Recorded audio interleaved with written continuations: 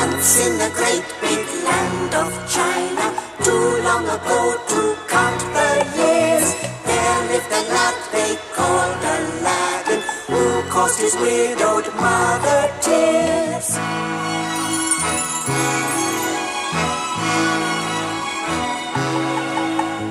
Though he was tall and dark and handsome, he was as lazy as could be. Now he is worth an emperor's ransom. Let us relate his fantasy.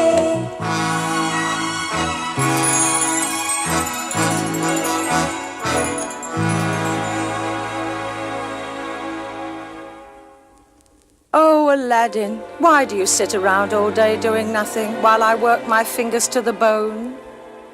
You never want to work at all. You never want to work. You sit around and play around and drive me quite berserk. You dream the night and day away and always want to shirk responsibility. Responsibility. Whatever will become of you, I never can foresee. I only know the way you go will be the death of me. No one was ever born to scorn the vital fact that he'd responsibility. Responsibility. Why can't you apprentice to a trade? Why can't you get wages that are paid? You were meant to help me pay the rent. But as far as I can see, responsibility is not the kind of thing that you are willing to admit. Perhaps you think you'll find a way of living on your wits. But who will meet the bailiffs when they bring around the writs? I suppose you'll say to me, it's my responsibility. Oh, Aladdin, you are a naughty boy. It's my responsibility. Oh, dear. I shall get somewhere, Mother. I'm going to do big things, and I'm going places. Huh? The only place you're going now, my boy, is to deliver this laundry to Abdul the merchant's house. I promised they'd have it by noon. You know, I was just dreaming the most wonderful dream. Dreams won't get you very far, my lad. You'd better come back to the real world and take this laundry at once. Just the same. One day, you'll see. I've made up my mind. I'm gonna win. I've made up my mind. I'll never give in. I've told those doubting Thomases to stay on their unambitious shelf. I've made a world of promises to me, myself. You may scoff and scorn, but what do I care? If you don't blow your horn, you don't get anywhere. I'll blow as loud as Gabriel will admit. I've made up my mind, I'll be a hit, and nothing in the world is going to stop me. You just wait and see. Nothing. Aladdin was basically a lazy lad, but he was very good-natured and loved his widowed mother. So he took the laundry basket and was sauntering along, whistling away, when he heard the sound of a procession in the distance. He realized immediately that this was the royal procession, that the Princess Melanie was on her way to the royal baths. Aladdin knew he must hide, for no person was allowed to set eyes upon the royal princess. The procession was preceded by one of the Sultan's heralds. Citizens of Peking, let it be known the royal princess, daughter of the moon, and our mighty Sultan will pass this way to the royal baths. If anyone dare to peep through doors or windows to gaze upon the fair and beautiful Princess Melanie, he or she will be put to death immediately and without mercy. All the merchants and citizens who were about their business rushed off in various directions, making sure they were well out of sight of the soldiers. But Aladdin foolishly decided to hide behind a pillar and watch the wonderful spectacle. Soon the soldiers of the royal guard appeared, followed by the princess's ladies-in-waiting, and then, carried by 4 mighty eunuchs on a beautiful stately chair, was Princess Melanie. Aladdin, quite unafraid, was enchanted by the lovely princess. More beautiful. My dreams were never as wonderful as this. Suddenly, as though the princess were aware of Aladdin's gaze, she stopped the procession. Good servants, the eyes of strangers are beholding me, and I would wish to meet and discipline so bold a creature. Immediately, there was a panic and pandemonium as the soldiers searched the area. They didn't have to look very far, for Aladdin was too spellbound at the beauty of Princess Melanie to move even an inch away. Before many moments had passed, he was dragged before the princess. Bow humbly to the royal princess, wretched knave. Take your last look at the world. Do you not know that to gaze at her royal highness means instant death? The princess was very attracted to the handsome young Aladdin, was moved to pity at his plight. You are very bold, sir, and obviously have great courage. By what name are you known? I am called Aladdin, O fair and beautiful princess. Did you not know the penalty for daring to look at me? I had heard tell of your beauty that was beyond any of my dreams, and I wished to see you. Are you not afraid to die? Oh, no. To risk death to gaze at one as fair as you is but a small price to pay. I shall be off with him, your highness. He will be executed immediately. Brave Aladdin. I am sad that you should die, but my father would have all the procession tortured and killed if you were allowed to escape. Just as it seemed there was no way of saving Aladdin's life, there was a great commotion as a strange and forbidding figure appeared. He was of great stature and very commanding. The guards and the soldiers rushed forward to arrest him when he shouted, "Stay!" And immediately the royal party were standing like statues, dumb and unable to move. That is, all except Aladdin, who was completely dumbfounded and thought he really must be dreaming now. Come with me, Aladdin. I have work for you. And he turned to the royal party and commanded, You will remain hypnotized for 20 minutes, and then all will be as before. No person will remember the events of this morning, and the procession will continue as though nothing had happened. Of course, by now, Aladdin was completely bewildered, and taking one last loving look at the princess, he followed the stranger, grateful but mystified by this timely rescue. Sir, I thank you for saving my life, but who are you? And why would you do this for me? I am the brother of your late departed father, and therefore your uncle. My mother never spoke to me of an uncle. It is because I have been for these past 20 years in Africa, learning my craft. I see. And what, sir, is that? With a little bit of hocus, a little bit of focus, and an abracadabra or two, I'm the greatest magician in the world. There's nothing that I can't do. With a spell that I can conjure, in a second I can plunge you into darkness for a year, maybe two. I'm the greatest magician in the world. There's nothing that I can't do. I'm not really vicious, but simply ambitious. At sorcery, I am the source. I find it a rich craft, but then there is witchcraft, at which I'm a master, of course. Though you may find it frightening, I could, with the speed of lightning, transport you from here to Peru. I'm the greatest magician, not a physician, not a musician, but the greatest magician in the world! I heard of the poverty of my late brother's widow, and I came to offer all assistance and to teach you the arts and crafts of magic to assist me in my mystic powers.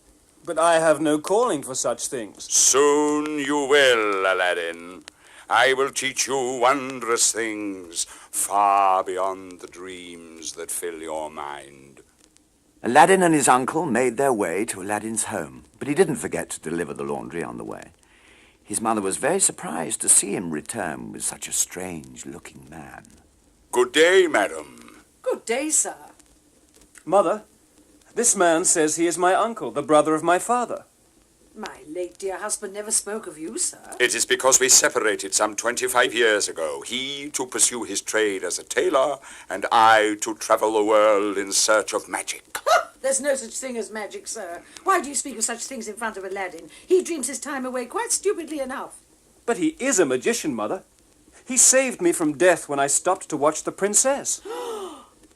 You stopped to watch the princess? Surely you knew the risk you were taking, Aladdin. You could have been killed. Oh, it would have been worth it, Mother. For she is the most beautiful girl I have ever seen in my life. And what is a poor tailor's son thinking of, looking at one so far above him? Nothing is beyond Aladdin's dreams and desires now, sister-in-law. How can that be, sir? He is my nephew, and you are my only living relatives. I will teach him the powers I have learned, and he can have anything he wishes. Oh, good gracious. We haven't even enough money for a good meal, and you fill his mind with such rubbish. Then see here, widow. For example, your table is empty, I see, and I'm feeling hungry like you. I'll just use a whiz from my wizardry, and hey presto, a delicious stew.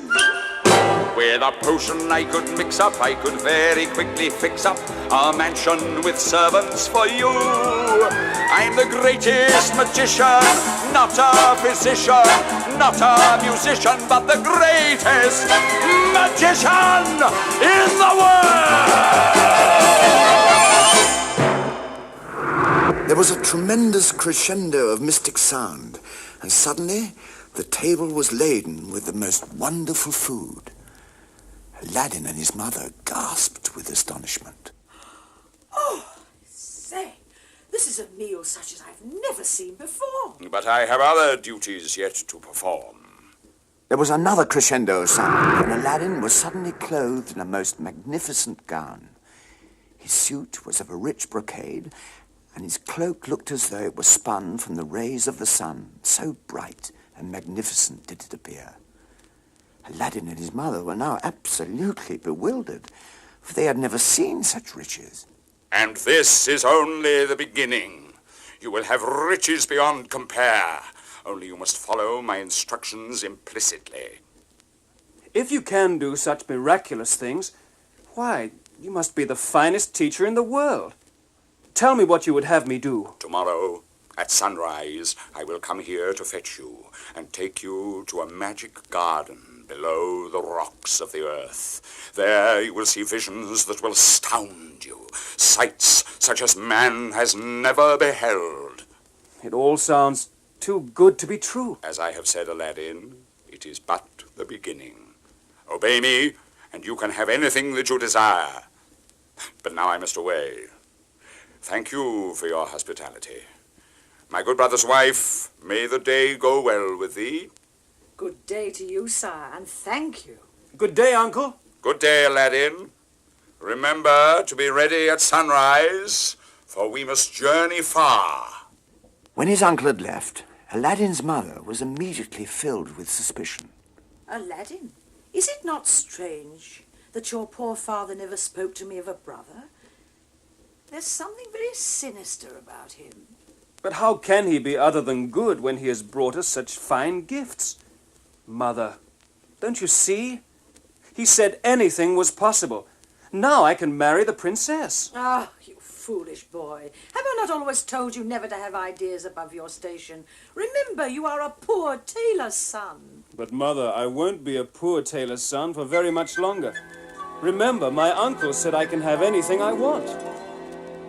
If you reach for the stars and you fall on a cloud, you'll get somewhere.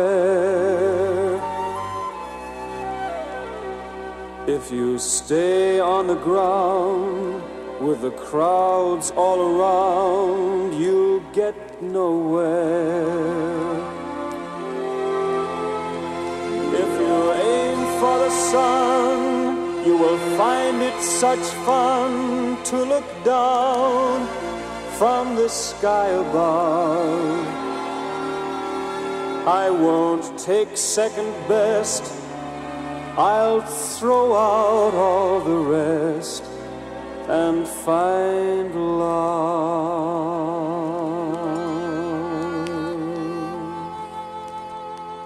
Oh, such stuff and nonsense. I can only see trouble ahead for you, my lad. And sure enough, Aladdin's mother was right.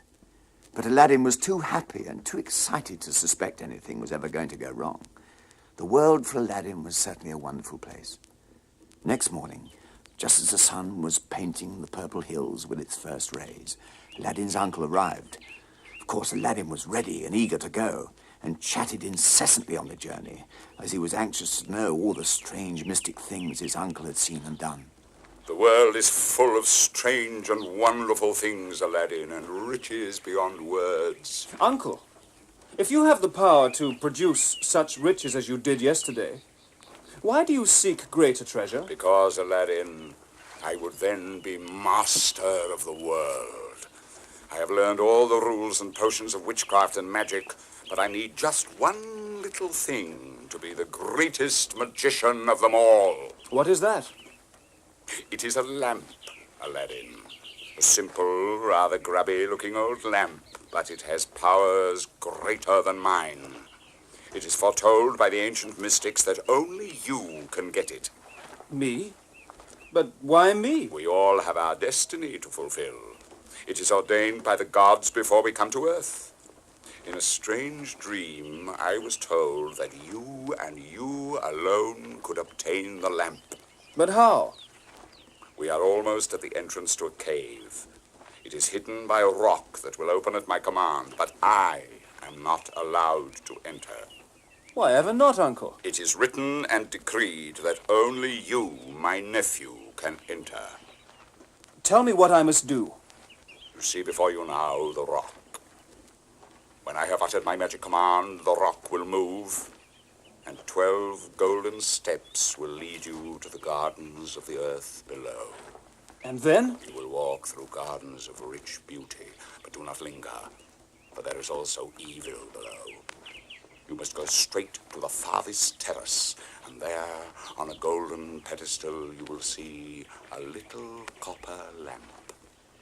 The lamp will be burning, but when you breathe on it, the little light will extinguish, because for centuries it has awaited your arrival. Then the lamp will be yours. Take it, Aladdin, and bring it to me. When you return, we shall both be powerful and rich. At that moment, Aladdin's uncle struck 3 times on the rock and commanded, Open, open, open, in the name of Aladdin, seeker of the lamp of fortune. Immediately there was a tremendous row, as though all the thunderstorms of the world had crashed together. But the rock opened, and Aladdin was almost blinded by the overpowering light from the cave, illuminating the golden steps that led below. Before you go, Aladdin, here is a magic ring, which will keep you safe from the evils that lurk below. It will ensure that you return safely. Take it and hurry. Aladdin took the ring and placed it on his little finger. Too dazed even to thank his uncle, he descended the golden steps. When he reached the bottom, he beheld glorious sights such as man had never seen before. There were gardens of the most beautiful flowers, but the blooms were of the richest jewels. The roses were made of rubies, the leaves were of emeralds, the orchids were of sapphires, and daffodils made of amethysts were dancing in the reflection of the golden steps. Even though he knew he was below the earth, it seemed to Aladdin that there was the most glorious sky above, and the clouds radiant with topaz, aquamarine, and all the most beautiful diamonds. Of course, he lingered to look in amazement at these wonders, but suddenly remembered his mission. He immediately sought the lamp, and there, just as his uncle had predicted, it stood burning more brightly than all the dazzling gems around him. And yet, despite its incandescent glow, it was a simple little copper lamp. With almost a reverent breath, Aladdin blew on the little wick, and as it went out, it seemed as though the whole cave were plunged in darkness, and only in the far distance could he see the light from the world above. shining like a torch ray down the steps that would lead him back to his uncle. Of course, he was terrified. There below, in utter darkness, he just ran as quickly as he could. As he reached the steps and began to climb, his uncle said, "Give me the lamp, Aladdin. I can reach it from here." Something in his uncle's voice made him suspicious, and he hesitated. No, Uncle. First, you must reach out your hand and let me out. You give me the lamp at once, or I shall close the rock door and you will be trapped forever. No. Oh, please, Uncle. Please let me out. Give me the lamp. No. Give me the lamp at once. Please, Uncle. Get me out. I am not your uncle, and never wish to be. You have disobeyed me. Now, stay in the earth until you die. And with another deafening roar, the rock door crashed back, leaving Aladdin scared and frightened in total darkness. Uncle! Uncle, please let me out. Look, you can have the lamp. Please. Oh, help me, somebody. Uncle! Please! Uncle! Help me! Uncle! Let me out! Aladdin was really petrified. The cave was now pitch black, and he tried to feel his way out, but stumbled and fell. Help! Help! Oh, please help me, someone! Please! But it was of no use. As his eyes became accustomed to the darkness, he noticed a strange soft glow from the millions of diamonds and gems, but this gave him small comfort. All he wished to do was to get out of this dreadful place. He just didn't know what to do, and after several hours just resigned himself hopelessly to the fact that he would never escape. He clasped his hands together to pray for help, and rubbed the magic ring that the wicked magician had given him when he entered the cave. There was a piercing, screeching sound, and the most peculiar-looking apparition appeared. It couldn't possibly be human, looking so eerie in the strange, unnatural light. Aladdin was terribly afraid. Who are you? Fear not, master. I am the slave of the ring. I am here to obey your command. But I don't understand. I am servant to whoever wears the magic ring. Ask of me what you will, and it will be yours.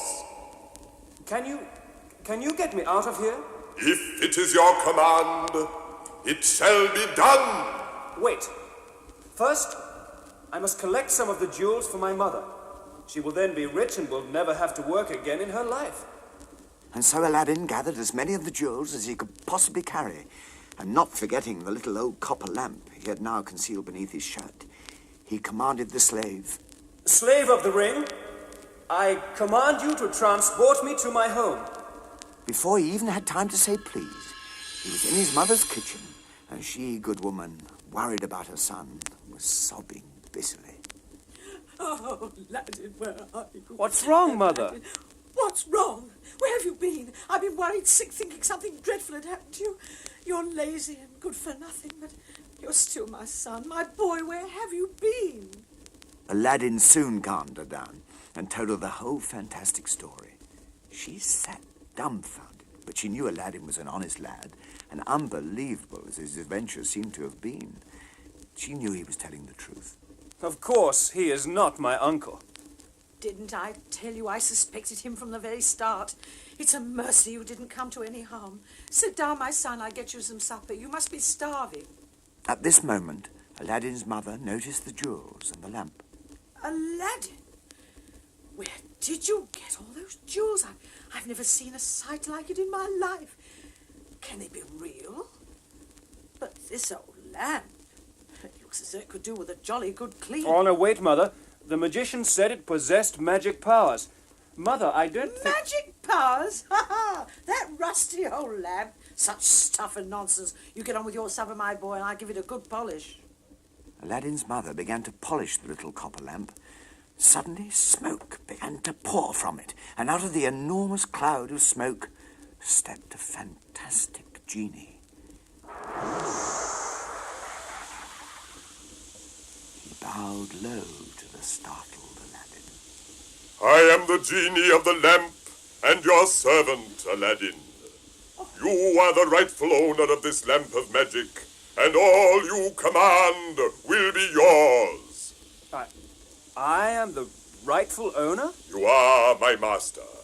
But should the lamp fall into another's hands, they can command me to do their bidding. The lamp has magic powers for whoever possesses it. Guard the lamp well, Aladdin. Oh, Aladdin, I know we'll all be murdered in our beds or something. Aladdin, have nothing to do with unknown magic powers. Be quiet, Mother. Can I really have anything I want, O Genie? Your wish is my command, Master. Then I would marry the Princess Melanie. Fetch me jewels and silks and satins beyond price, and a team of servants and attendants to ride the finest elephants to the royal palace. There I would meet with the king and request the hand of the princess. Now go. Let all this be done forthwith. And so Aladdin, resplendent in the most wonderful attire and attended by many servants carrying the richest of gifts, arrived at the royal palace. Of course, such a prosperous-looking figure was admitted without question to the royal presence. You have requested an audience, sir. Who are you? My name is Aladdin. I am the son of a tailor. Tailoring is a noble profession. Have you, come to sell me suits? My father is dead, sir. I have come to bring you precious gifts, and to ask in return the most precious gift of all, the Princess Melanie. Oh, you jest, sir. The Princess Melanie will be wed to one of royal birth. I can make her happier than anyone else in the world.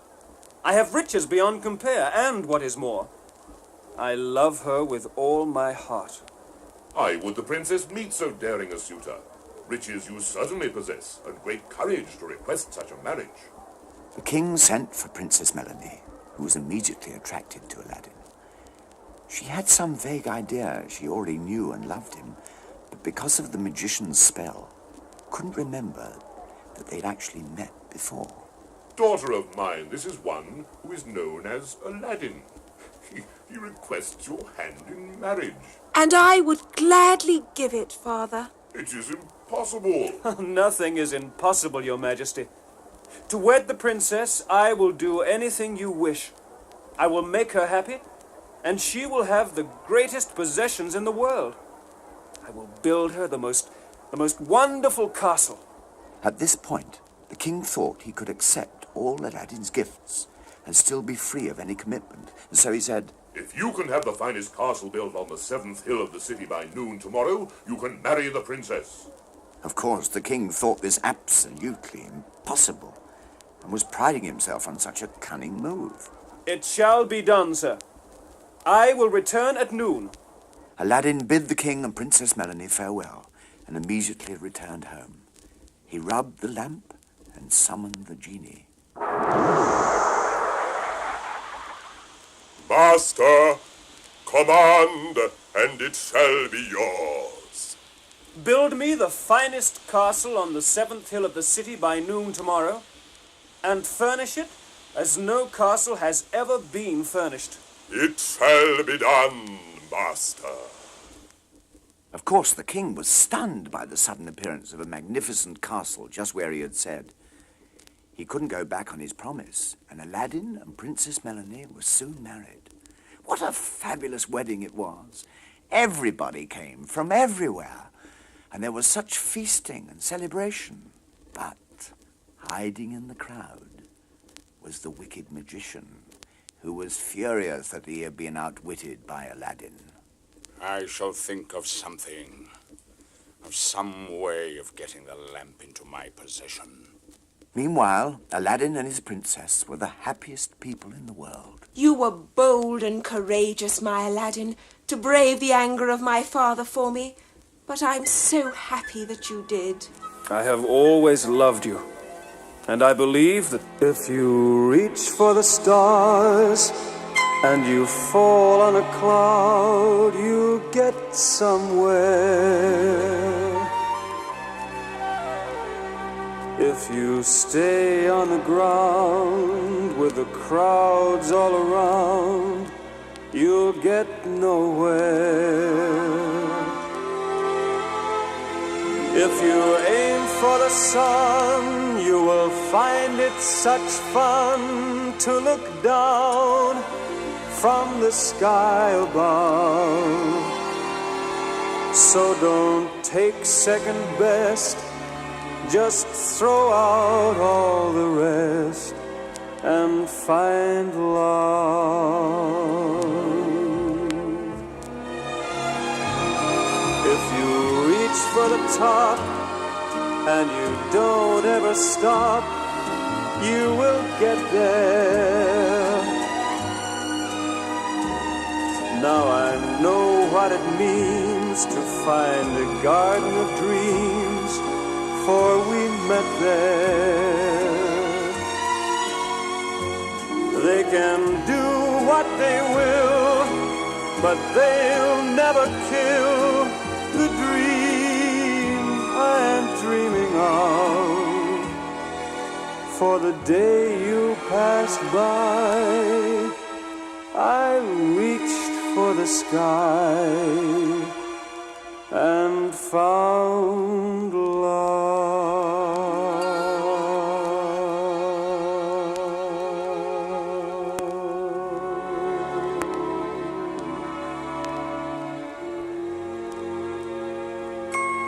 But meanwhile, the wicked magician had thought up a scheme. He dressed himself as an old salesman and roamed the streets with a cart laden with bright shining lamps. He waited until Aladdin left the castle on a mission for the king and stood directly below the princess's window. New lamps for old, new lamps for old, new lamps for old. The princess heard him and was most amazed. She looked out of the window. What did you say, my good man? New lamps for old, my lady. New lamps for old. The princess remembered Aladdin's old copper lamp and thought what a lovely surprise it would be for him if she exchanged it for a new one. She ran to fetch the lamp, gave it to the magician, who immediately rubbed it. The princess was very scared when the genie appeared. I am the genie of the lamp. Command, and I will obey. Transport this castle, the princess, and I to Africa.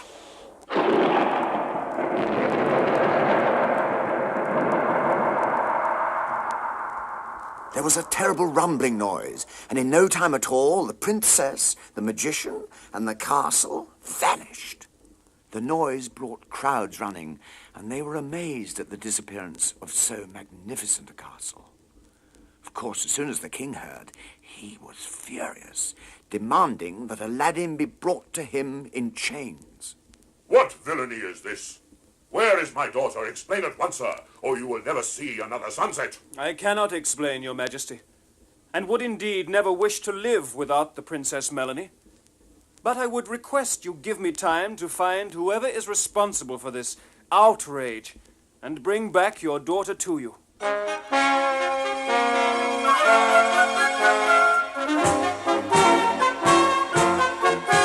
If it takes me forever, I'll never, never, never give up looking for my love.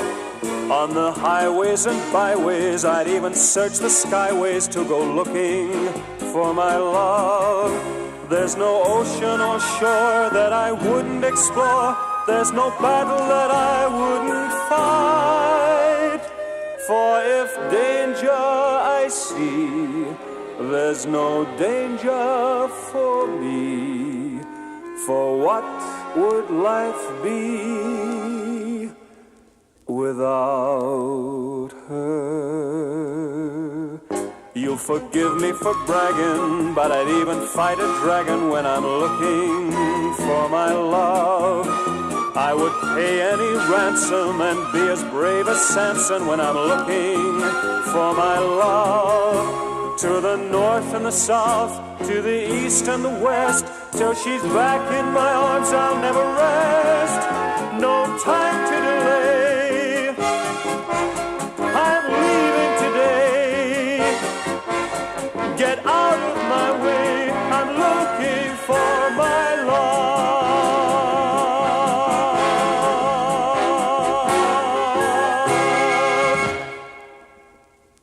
You have 40 days, and if you do not return with the princess, I shall send my guards to fetch you and cut off your head.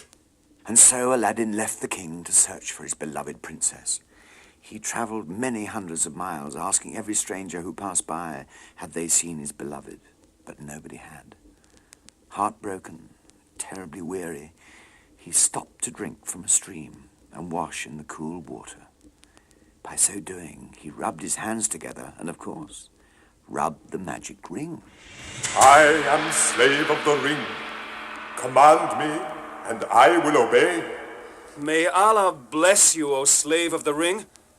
I pray you, bring back my palace and my princess. I am afraid that is beyond my powers, good master, for I cannot undo the work of the genie of the lamp. In that case, O slave, take me at once to the palace and set me down by the walls of the princess's room. Almost before he had finished speaking, Aladdin found himself in the magnificent gardens of his own enchanted palace. Fortunately, Princess Melanie was alone, but she was desperately unhappy. Dear Melanie, do not weep. All will be well.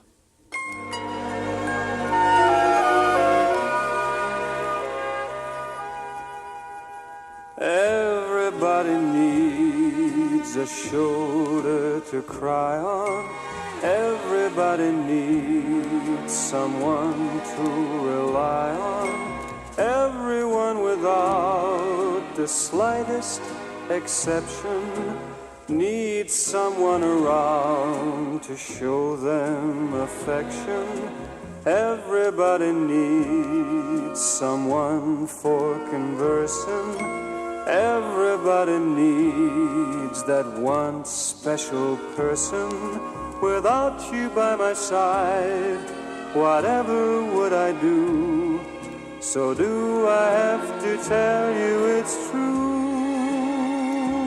What everybody needs, I found in you.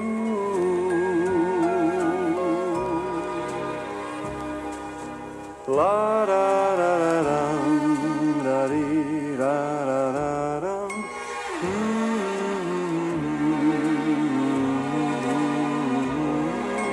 Everyone without the slightest exception needs someone around to show them affection. Everybody needs someone for conversing. Everybody needs that one special person. Without you by my side, whatever would I do? So do I have to tell you it's true? What everybody needs, I found in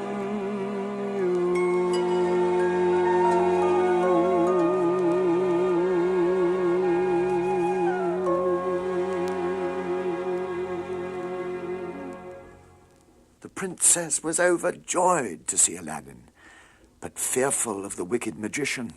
Aladdin, oh Aladdin, I am so very glad to see you, but you must take care. The wicked magician has me in his power and has told me the secrets of the lamp. You must get the lamp for me, dear Melanie. He never lets it out of his sight, and when he sleeps he has it securely locked away and keeps the key close to him. Listen to me. I have brought a sleeping draught that you must put into his wine. When he next comes to you, drink with him and pour the mixture into his glass. Now, when he has drunk the wine, he will fall asleep and I can get back the magic lamp. Be careful, Aladdin. If he catches you, he will kill you immediately. But the wicked magician did not catch Aladdin. He drank wine with Princess Melanie, and as Aladdin had said, he fell into a deep sleep from which he never awoke. Aladdin stole the key and rescued the magic lamp. Once it was in his possession, he summoned the genie. You summoned me, O master. Command, and I will obey. Firstly, genie of the lamp, return my castle to the 7th hill of Peking. Of course, there was great jubilation and happiness when Aladdin and his beautiful princess returned to Peking, and the king soon forgave Aladdin. With the wicked magician gone forever, Aladdin and his princess were gloriously happy for the rest of their lives. Now in the great big land of China, they really know what true love means. Why don't you try to be Aladdin? Wish on a lamp and find